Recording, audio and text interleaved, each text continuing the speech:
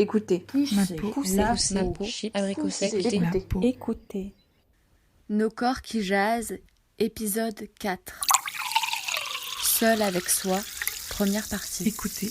Écouter. Pousser. La peau, Debout, toute nue devant mon miroir. ma peau. Pousser. Pousser. Fromage. Gaufre au miel. peau, écoutez. Chips, La écouter. ma peau. Un podcast proposé par les jaseuses. Il y a des gens qui usent de leur corps comme s'il s'agissait d'un sac plastique jetable. D'autres portent leur corps comme si c'était une porcelaine chinoise de la dynastie Ming. Il y a des gens qui ne sont pas traités comme des citoyens parce que leurs jambes ne peuvent pas marcher. Il y a des gens qui vivent pour transformer leur corps en celui de Pamela Anderson. D'autres pour réussir à se fabriquer le corps de Jean-Claude Van Damme. Et d'autres qui ont 2 chihuahuas qu'ils appellent Pamela et Jean-Claude. Certains portent leur corps comme un vulgaire manteau de peau, et d'autres comme si c'était une combinaison transparente. Il y en a qui s'habillent pour être nus et d'autres qui se déshabillent pour rester cachés. Il y a des gens qui gagnent leur vie en ondulant des hanches, d'autres ne savent même pas qu'ils ont des hanches. Il y a des gens qui ne sont pas considérés comme des citoyens à cause de la couleur de leur peau. Il y a ceux qui marchent sur un ruban mécanique pour se maintenir en forme, tandis que d'autres marchent 600 km à pied pour échapper à la guerre. Il y en a qui ne possèdent pas leur propre corps, et d'autres qui croient que le corps des animaux leur appartient, que le corps des enfants leur appartient, que le corps des femmes leur appartient, que le corps des prolétaires leur appartient, que les corps non blancs leur appartiennent. Certains pensent qu'ils sont propriétaires de leur corps comme ils sont propriétaires de leur appartement. Parmi eux, certains occupent leur temps à faire des travaux et de la décoration, et d'autres prennent soin de leur appartement comme si c'était une réserve naturelle. Certaines personnes font fonctionner leur corps uniquement à base de glucose, que ce soit sous forme d'alcool ou de sucre rapide. Certaines personnes envoient du tabac mélangé à du poison directement dans leurs poumons. Il y en a qui font fonctionner leur corps sans sucre, ni sel, ni alcool, ni tabac, ni gluten, ni lactose, ni OGM, ni cholestérol. Il y a des gens qui traitent leur corps comme si c'était leur esclave, et d'autres comme si c'était leur souverain. Certaines personnes ne sont pas considérées comme des citoyens parce qu'ils préfèrent vivre conformément aux conventions sociales de la féminité, alors que leur anatomie corporelle les identifie comme masculins. Il y a ceux qui font tout rapidement mais n'ont jamais le temps pour rien, et ceux qui font les choses avec lenteur, qui sont même capables de ne rien faire du tout. Certaines personnes ne sont pas considérées comme des citoyens parce que leurs yeux ne peuvent pas voir. Il y a des gens qui apaisent leur système nerveux en prenant des anxiolytiques. D'autres méditent. Certaines personnes traînent leur corps vivant comme si c'était un cadavre. Certains corps ne sont pas considérés comme citoyens parce qu'ils possèdent un chromosome en plus ou un chromosome en moins. Il y a ceux qui aiment leur corps plus que toute autre chose et ceux qui éprouvent une honte indicible de ce corps. Certaines personnes portent des mécanismes incorporés grâce auxquels leur cœur peut battre. D'autres portent dans leur poitrine un cœur qui appartenait à quelqu'un d'autre. Et d'autres encore qui portent à l'intérieur d'eux-mêmes, pour un temps, un autre corps en train de grandir. Alors, peut-on encore parler d'un corps humain, comme s'il s'agissait d'un corps unique ? Paul B. Preciado, un appartement sur Uranus.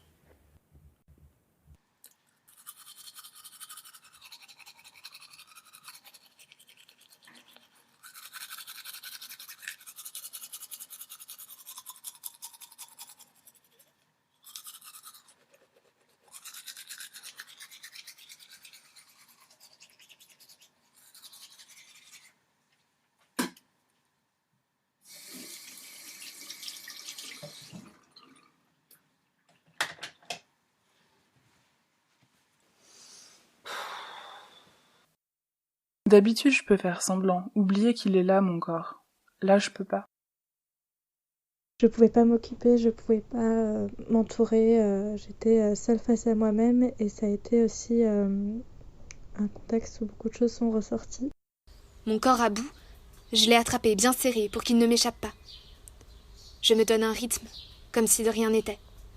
Je calcule et accumule, puis brûle et brûle. Mon corps, j'étire les muscles et te soumets entre les murs. Je jouis de mon contrôle de moi sur moi, de toi, comme un autre que je modèle à ma guise, à ma prise. Confinement oblige, je suis allée perdre du temps il y a quelques jours à fouiller dans mon disque dur. Je me suis rendu compte en voyant des photos à la plage que mes seins sont moins hauts qu'avant. Alors je fais des exercices, debout toute nue devant mon miroir pour muscler ma poitrine. Je vois dans le miroir cette espèce de chose qui prend de la place, trop peu gracieusement. C'est là, en face, ça me dégoûte. Ce n'est même pas qu'il soit trop moche, mon corps. Je suis féministe depuis un bail, j'ai essayé de travailler à ne pas le trouver moche. Ça marche un peu. Mais c'est dur. C'est qu'il est si loin de moi, ce truc que je trimballe. Je me souviens un jour au collège m'être demandé si j'étais belle ou non. La question me préoccupait à l'époque. Et je me souviens alors avoir accepté avec lucidité que non, je n'étais pas belle, mais que bon, je n'étais pas moche non plus. Ça allait, quoi. Et puis de toute façon, c'était comme ça. Tous les jours, je m'assois et je croise mes jambes. Ça me fait mal au dos. Je mange mes lèvres. Je ronge mes ongles. J'attrape mes cheveux à la racine. Tout cela, je le fais trop. Je le consigne mentalement. J'essaye de ne pas culpabiliser, d'en rester au constat froid de la scientifique qui note l'évolution d'un animal en cage. Te voilà brusquement mon point focal, ma ligne de mire. Te rendre parfait, entre mes murs. En fait, j'ai essayé de me motiver avec des copines à continuer à faire du sport, puisqu'on ne pouvait pas faire le sport habituel. Donc, je me suis mis à faire environ une petite demi-heure de fitness par jour. Le sentiment d'être coincée dans cette chambre m'a donné l'impression que mon corps grossissait. Je te regarde comme un autre, enfant, dont les besoins me dérangent, me démangent. Et là, confinée, je me vois tous les jours, beaucoup. J'ai honte. Toute la journée. Je travaille avachie dans des fauteuils. Il est là, mon corps. Mon ventre est là, plus visible que d'habitude devant mes yeux. Mes pieds tout près quand je suis blottie. Je suis forcée de savoir qu'il est là. Je déteste ça. Assise à la table, mon regard tombe sur mes cuisses et je regarde la peau sèche par endroits. Les poils, les grains de beauté, les croûtes parfois, les petits boutons, les cicatrices. Je suis une perceuse de boutons compulsive.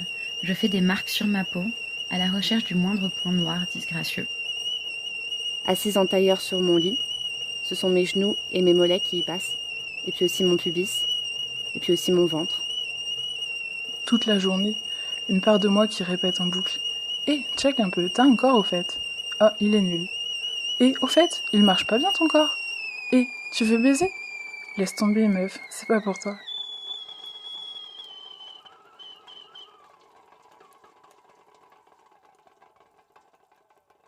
D'abord, ça a été la transpiration.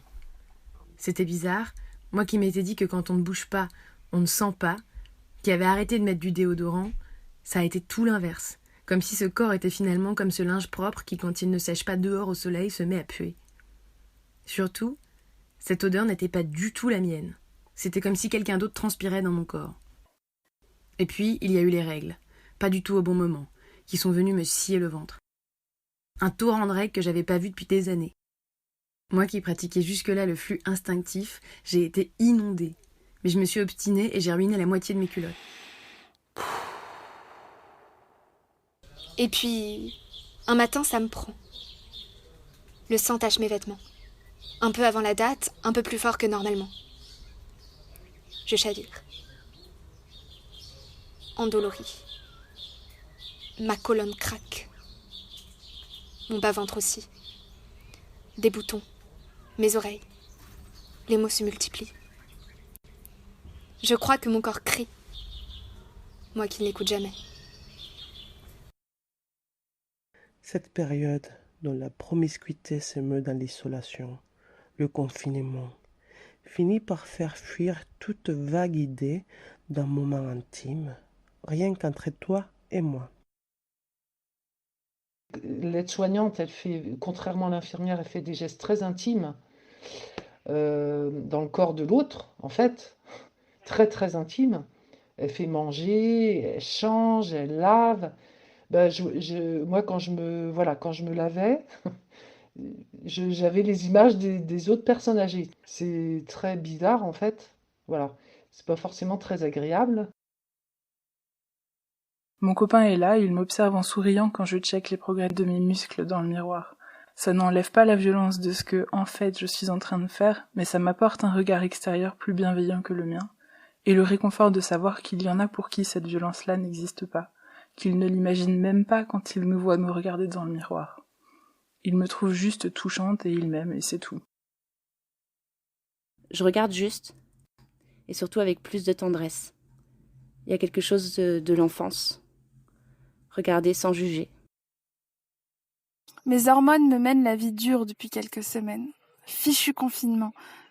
À moins que ce soit la grossesse. Comme tout est arrivé en même temps, je ne sais plus ce qui cause mes maux. Je te laisse te reposer, mais reviens vite vers moi et faisons la paix.